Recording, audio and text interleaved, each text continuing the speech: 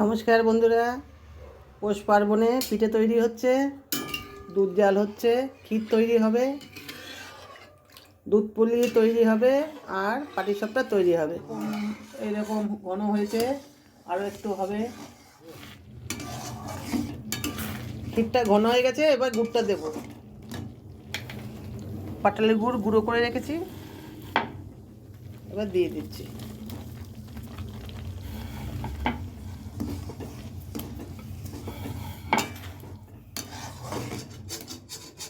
ক্ষীরটা হয়ে গেছে, নামিয়ে নিয়েছি, গরম জল দিয়ে মেখে নিয়েছি।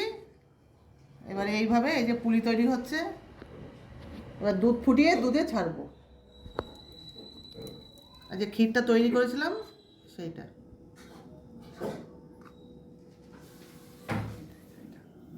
ওটাই মশলা দিয়ে দাও। এই যে এইভাবে করে ফেললাম।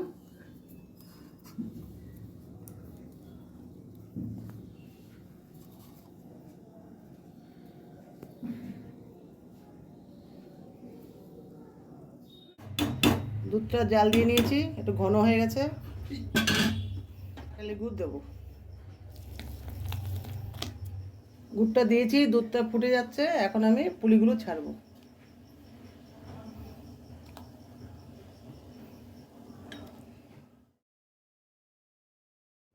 দুধ পুলিটা আমার হয়ে গেছে, এবার নামিয়ে দেবো।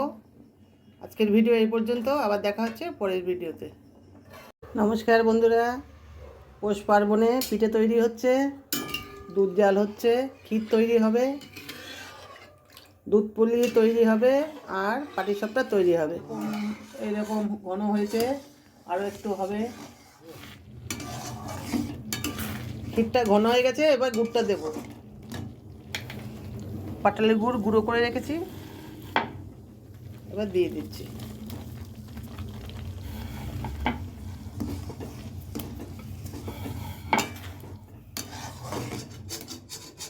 ক্ষীরটা হয়ে গেছে, নামিয়ে নিয়েছি, গরম জল দিয়ে মেখে নিয়েছি।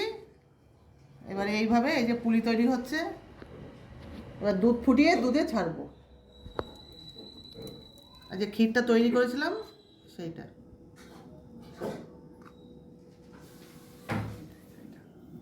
ওটাই মশলা দিয়ে দাও। এই যে এইভাবে করে ফেললাম।